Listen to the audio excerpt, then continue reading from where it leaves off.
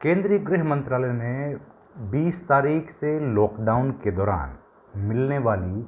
जो कुछ अहम छूट हैं उसके लिए ज़रूरी दिशा निर्देश जारी किए हैं।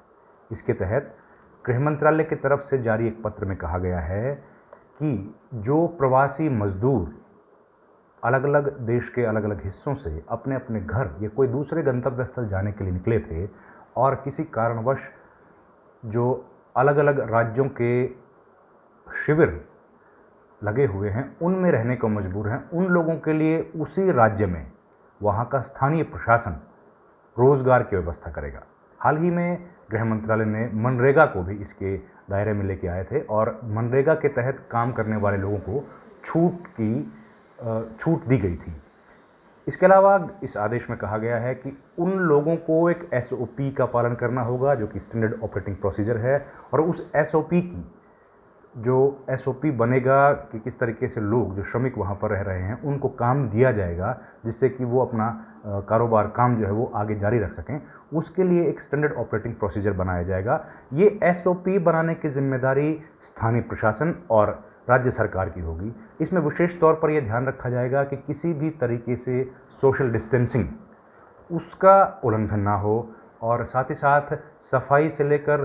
तमाम मज़दूर जो हैं वो एक दूरी बनाकर रखें और काम के दौरान लगातार सैनिटाइजेशन का उपयोग होता रहे और अपने हाथों को नियमित तौर पर वो लोग साफ़ करते रहें। इस तरीके की एसओपी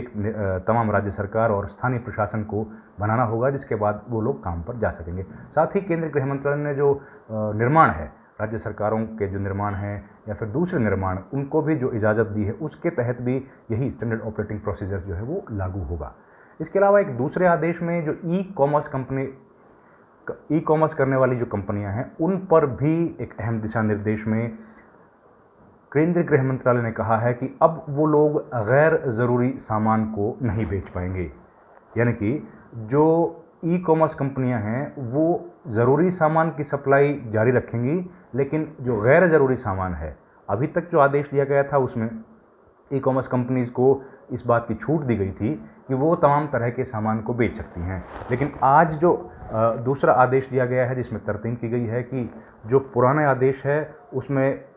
ये गैर ज़रूरी सामान जो है उसकी सप्लाई पर फ़िलहाल रोक लगा दी गई है, लेकिन ई कॉमर्स कंपनियां ज़रूरी सामान लगातार उसकी सप्लाई, उसकी बिक्री करती रहेंगी। ये अहम आदेश दिया गया है। केंद्रीय गृह मंत्रालय लगातार कोशिश कर रहा है कि लॉकडाउन के दौरान आर्थिक गतिविधियां धीरे धीरे चलती रहें और उसमें किसी भी तरीके से सोशल डिस्टेंसिंग उसका उल्लंघन ना हो। जो ज़रूरी एहतियात बरतने की ज़रूरत है कोरोना से लड़ाई के दौरान, उस पर काम लगातार चलता रहे। इस पर लगातार पिछले कई दिनों से दिशा निर्देश आ रहे हैं और इन अहम दिशा निर्देशों के बाद 20 अप्रैल से जो कुछ इलाकों में छूट मिलने वाली है उस छूट में किस तरीके से काम होगा, इनको लेकर दिशा निर्देश हैं और इससे कई मजदूर, जो प्रवासी मजदूर अलग अलग शिविरों में रह रहे हैं, उनको सीधे तौर पर लाभ होगा।